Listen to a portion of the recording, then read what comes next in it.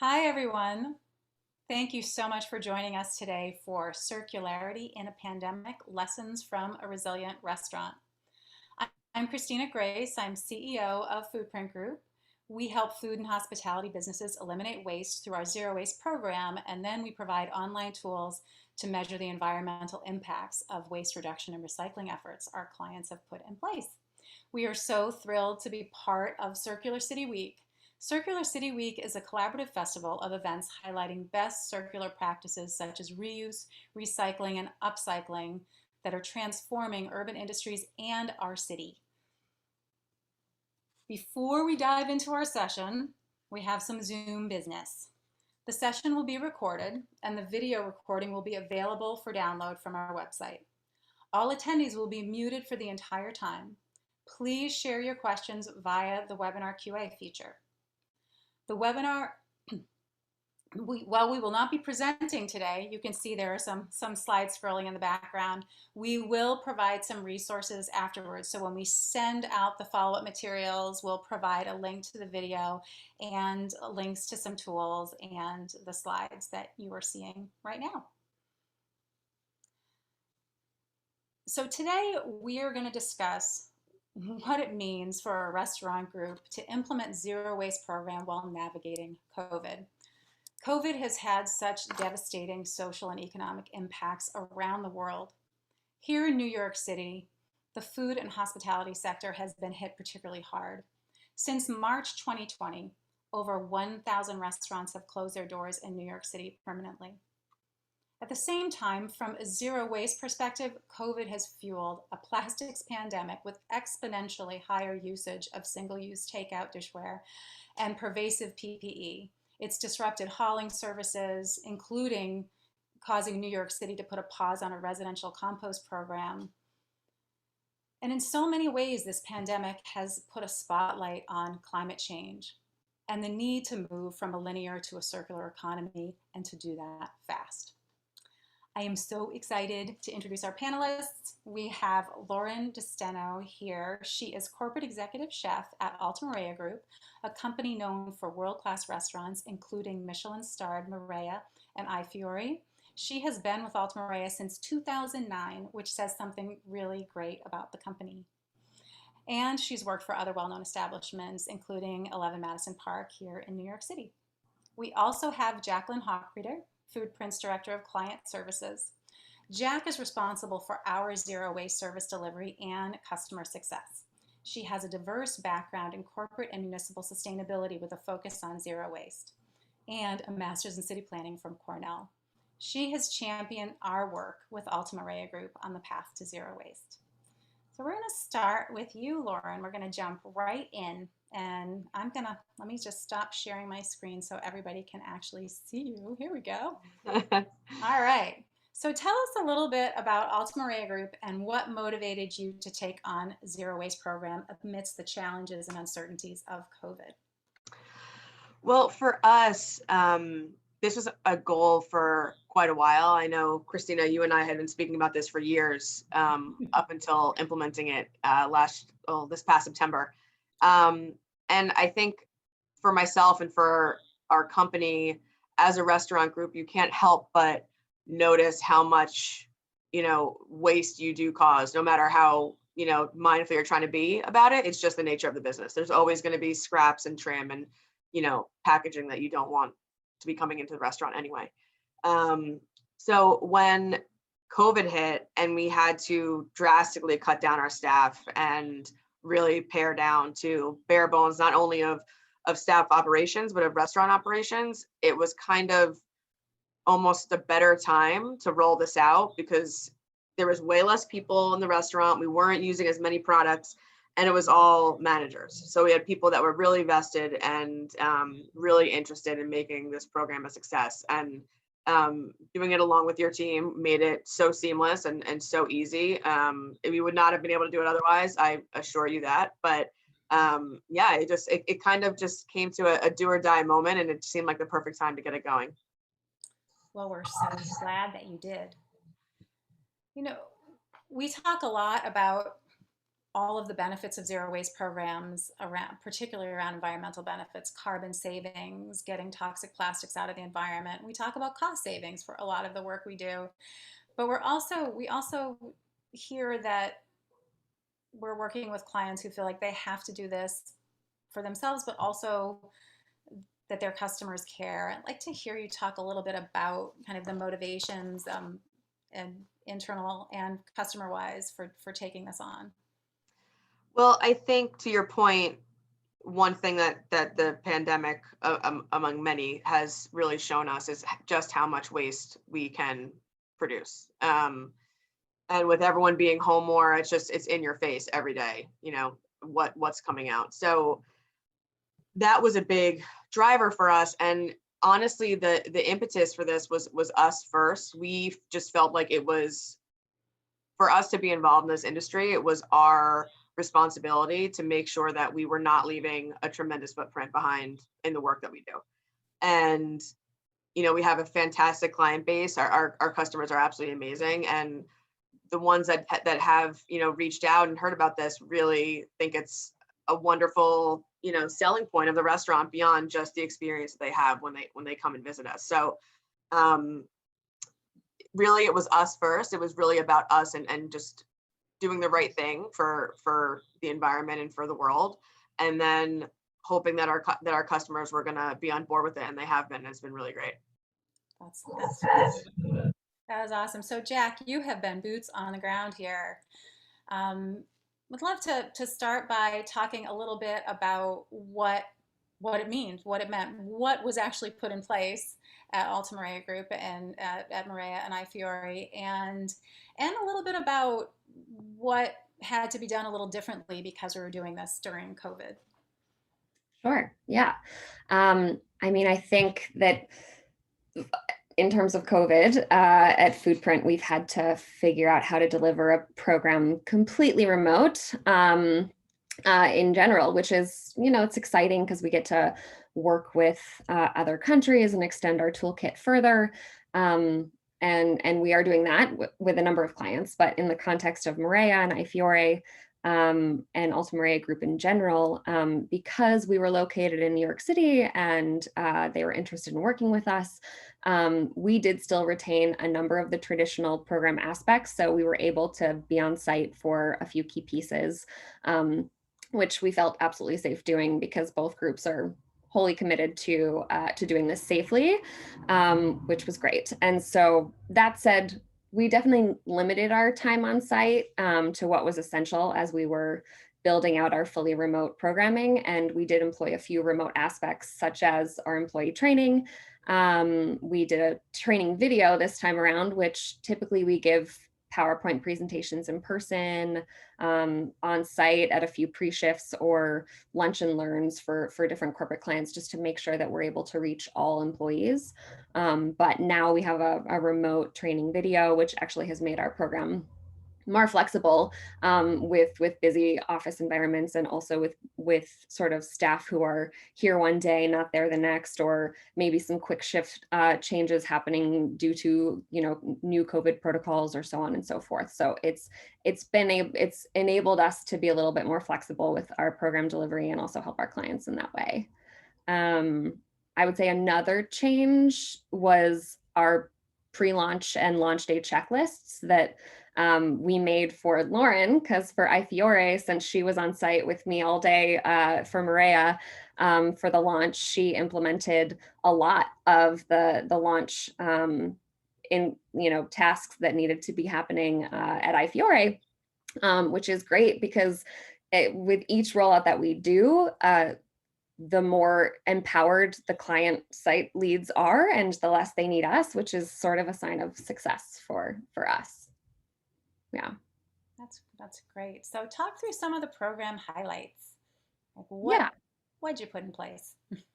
Well, I should say that we put in essentially the basic zero waste program things. A lot of it was a huge collaboration between Alta Marea and us. Like it's a team effort through and through. So it's pretty influential, and it needs to happen. Like from the initial site visit, we're starting to map out the waste movement and figure out what types of bins make sense for the space and for their current way of doing things. And we know that we're implementing changes, so things like bin mapping and signage and employee training, or building out new standard operating procedures. We wanted to make sure that that was sort of a collaboration between the two of us, since we're implementing the changes. But in order for it to be really successful, we want to make sure that it makes sense to them. So yeah, they basically started having a recycling program in place. So we knew that we were going to be bolstering recycling, and that we would mostly be adding organics collection, which that was sort of the big change for both Marea and iFiore. They did already have a project going with the Billion Oyster Project, which is sort of an oyster reef restoration group that was really great. So they would take their oyster shells, and the Billion Oyster Project would pick them up, use them to sort of rehabilitate different oyster reef areas in the New York Harbor. So a great circularity process that was already happening. But as a food space, by and large, half of their waste is organic, which is typical for all restaurants and any food space. So we knew that was sort of the biggest piece to get them to zero. That's great. So, what do you think was was harder during, because you had to do this during COVID, and what were you surprised was, what was easier than you thought? Either one of you can jump in. I could start, sure. I think, yeah, I think because of COVID, I mean, a lot of the haulers had paused their organics collection program. So we knew finding a hauler was going to be difficult for organics. We actually had to switch haulers at Marea because their current hauler said that they would pick up the food waste, but that they would pick it up in separate bins, but it would just go to the landfill. And they said that they really wouldn't be restarting their organics program until the city made them do so, essentially. So that's obviously not in line with our ethos or with Marea's ethos. So we had to find a hauler that was still composting or still bringing organics to a composting facility, which we found one. And we were able to confirm with the composting facility that it was still happening, which is great. But that was definitely a hurdle that is COVID related due to a lack of organic waste collection in the city, and sort of the city deciding that they were going to halt their own residential pickup. I think another thing that made it difficult is the fact that there's PPE, so that's waste. That's an increase in waste right there, which kind of makes the potential for getting to zero a little more difficult, knowing that all of the PPE is being disposed. I know that there are some PPE recycling programs, like TerraCycle has a PPE zero waste box, but the costs can be really prohibitive for groups that are small or that are already experiencing such a huge loss in revenue. Yeah. I think on our side, it was amazing to start it with such a small crew of, basically managerial staff that was really vested in this succeeding. But the thing you don't think about is that, as each wave builds, then you have another wave of employees. So it's constant training and constant upkeep of it. And you do have to maintain, what everyone's doing. And you do have to make sure that everyone understands, and that you can't let one new employee slip through the cracks, not, fully watching the entire, video and training protocol, because that can have a huge impact. And so I think while it was great to have such a small team to start out, and it really, we felt so great and empowered to do that, it does make it slightly more tedious when you have, incremental rollouts of higher, capacity or employee numbers. Yeah, and also when we were deciding the timing of the program launch, the idea of the fact that it was a small team and that it was a mostly managers, staff, and also that there was sort of a fresh start. So everyone Yeah. was gone for a while. Folks were coming back. Like I remember when I was on site, there was a barista who came back and he was so excited. It was just so exciting to see everyone be really excited to be back to work. So it was more of like everyone was ready to roll up their sleeves. Right. They were ready to get to work.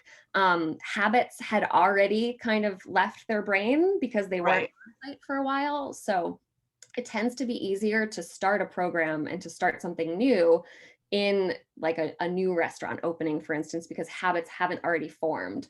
So we were hoping that maybe COVID would have actually created an opportunity for the restaurants, that when they reopen, they would just reopen with a new set of protocols, because there's a new set of safety protocols anyway.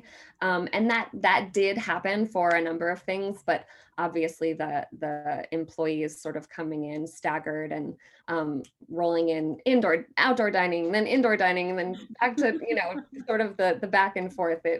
It can cause a little bit of a hiccup. So, but But you that's guys a great did point. great. Yeah. It was a fresh start for sure, which was amazing. Yeah. Which is great. So what do you both see? We'll start with you, Lauren. What do you see as the main outcome, kind of the main successes of the program to date? I think, one of the first things that we noticed when Jack and the team were on site, and everything had been put out, we had all of our bins and all of our signs and everything's laminated and it's like sparkly and new and it looked amazing.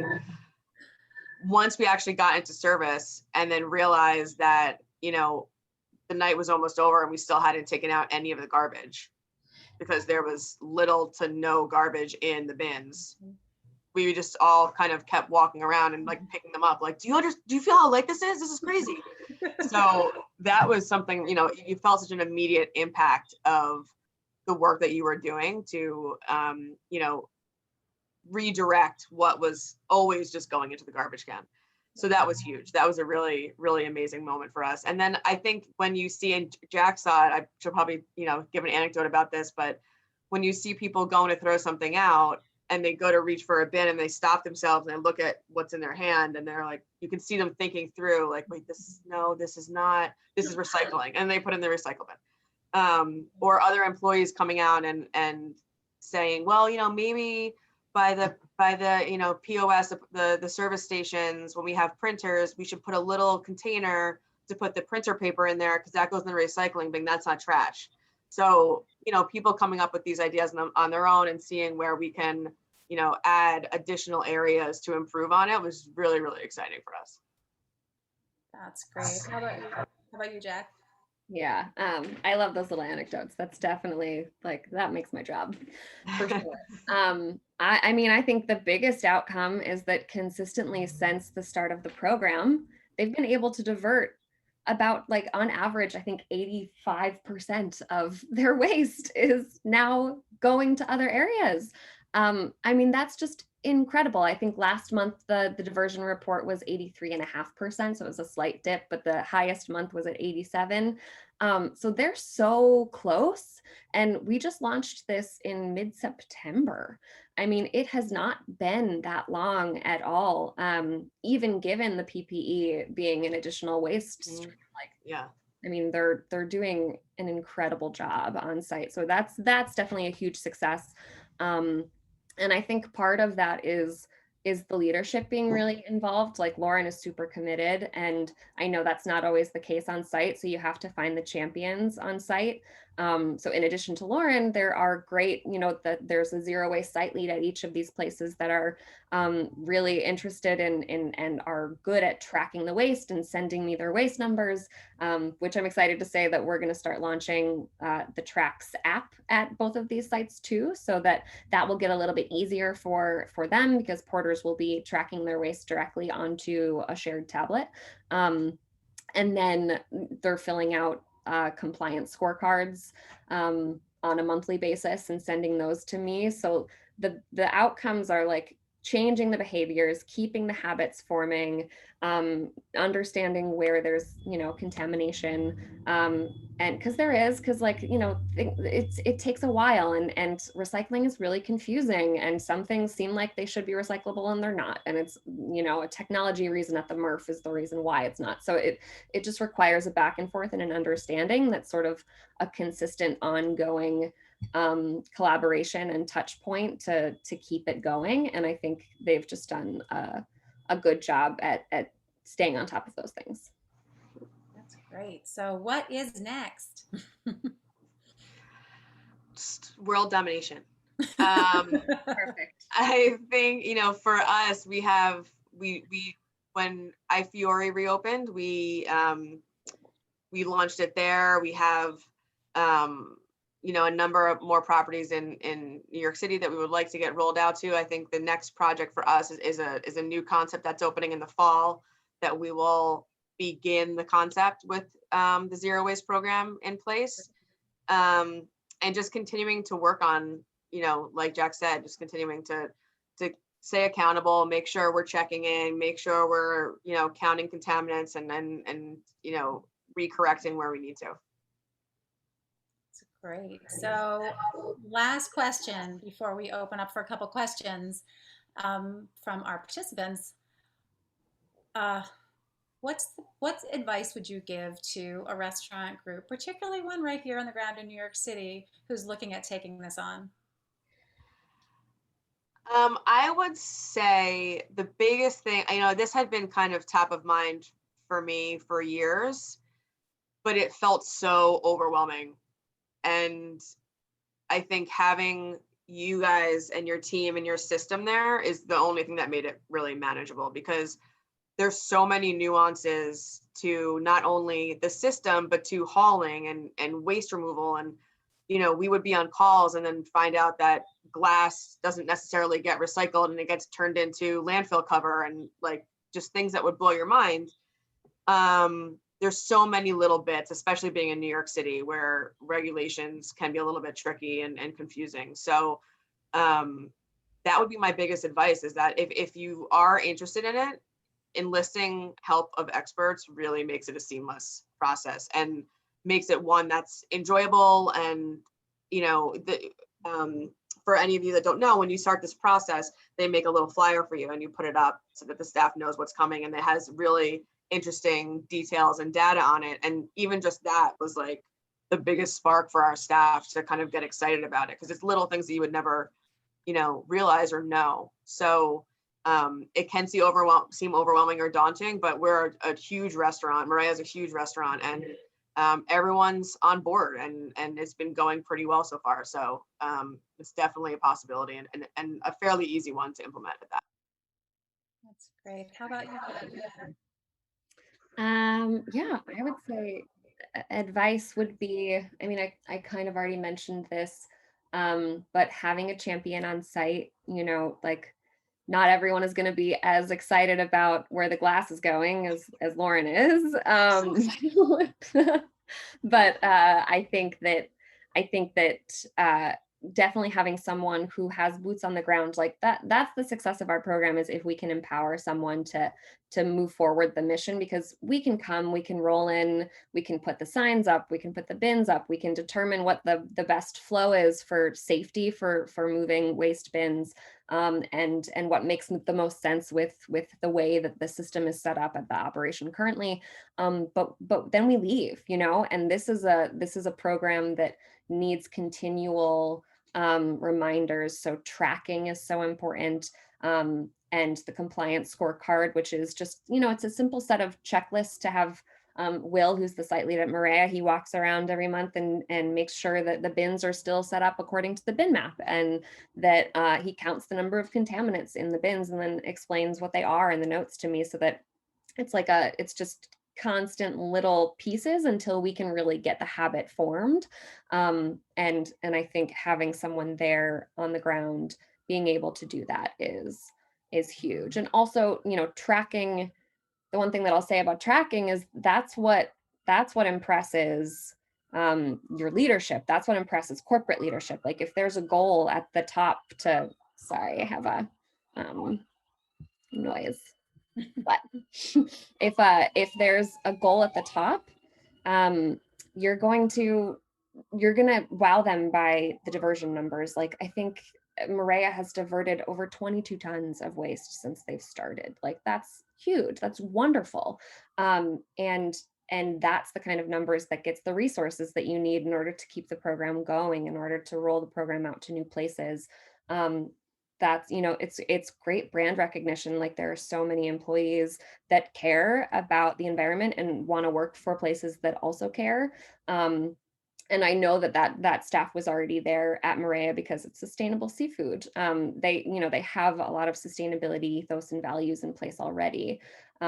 So yeah, I would just say tracking so that you can share the great story, and having a champion on site would be the two biggest pieces for me.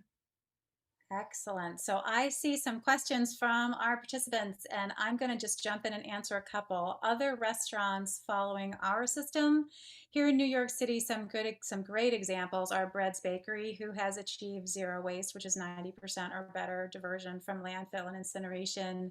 Westbourne, which has sadly closed its doors, was the first restaurant we worked with them to actually become true zero waste certified under USGBC, but COVID was merciless. So they are still catering and they are still an entity, but the doors of the restaurant are closed.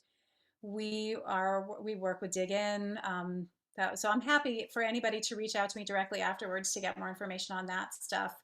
Another question is how we approach restaurants with the zero waste concept and the benefits. Well, we see triple bottom line in terms of environmental carbon savings, keeping toxins out of the environment, financial savings around reduce waste hauler costs, but the real big costs are actually purchasing costs. Like if you reduce your food waste and the labor time to prepare things that you don't end up serving, you save a boatload of money. Packaging, the same thing. When we get companies that use disposables to make sure they're using as much durable dishware as possible, they save money. There's lots of opportunities. Even volume reduction, like baling your cardboard so it gets picked up less frequently, will save you money. So there's all kinds of stuff there. And in terms of community, well, that's a no-brainer. Where there's food donations, there's ways you can participate in your community, and there is just your relationship with your community and staff, reducing the number of trucks that are whipping through the city that is so congested, and things like that. So common greenwashing traps that restaurants with zero waste goals should be aware of. Jack, do you want to try to take that one? Oh, sure. Yeah, absolutely. I mean, unfortunately, there's a ton. Also one note to the last question about how does Foodprint approach restaurants with the zero waste concept and what are the benefits? We can add in, sorry guys, we can add in a slide to the resource deck that outlines triple bottom line benefits with people, planet, and profit too, so you can see some of the numbers there. Yeah, common greenwashing traps that folks should be aware of. There's a lot of, so it depends, especially with purchasing, it depends on what the conversation with the hauler looks like. So the first step is, if you're thinking about purchasing something that's compostable, you want to make sure that it's actually going to be composted. So talking with who your current hauler is, making sure that the material itself, like there's some that is only compostable within high industrial facilities that are super large, and by and large, if the composting facility is not large enough, then it's not going to break down, it's going to cost more money.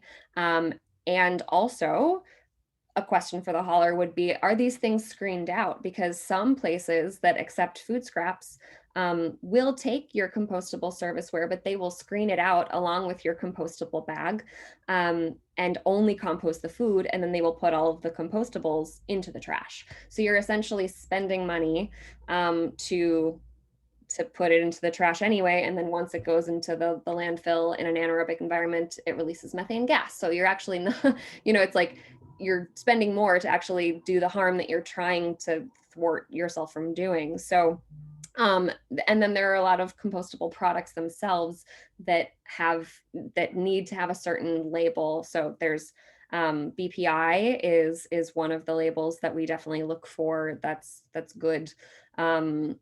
That's certified compostable products, and certified compostable products have different labels too. But yeah, I would say there are so many others, and with some of them, compostable plastic or PLA is way more difficult to break down. Also, things to think about is that it looks like plastic. So unless you have a really good sign in place to let folks know where it should go, it might accidentally wind up in the recycling, things like that. So I hope that sort of answered some. So, quick question: does Foodprint work outside of New York City? Yes, we work all over the country. We're now working all over the world with a global rollout with Rosewood Hotel Group. So, please reach out if you would like to talk to us. And one final question. This is for you, Lauren. Has implementing this program changed how you purchase or source ingredients or other supplies? Like thinking about any purchasing habits. Absolutely. I think, not only does it change the way you utilize things in the moment, where you may have put something in a container and put plastic wrap on top. Now you're looking for a container that has a lid that gets reused and, can be stored that way. Just little touches like that. But it definitely changes how we purchase, things that would come in. Sometimes we would get things that were individually wrapped in plastic, which was absurd. To me, why would I want an entire case of eggplant that's wrapped in plastic? That just makes more work for me. But you also realize that it's just not good. So checking those things before we order them and being more conscious of what we're ordering and looking in our food waste bins and seeing what's ending up in there, and just staying on top of people to make sure that we're being resourceful with what we have, and paying attention to what we're not using. I mean, that was really the biggest part of it for us. Well, thank you. This has been so great, guys. This is so much good information. I hope that our participants enjoyed it, and please follow up with any additional questions and eat at Marea because it's probably some of the best food you will ever eat in your life. So take advantage of the fact that it's right here in New York City. And again, thank you everybody for joining us. This has been great. Thank you so much. Thank you. You take care, everybody.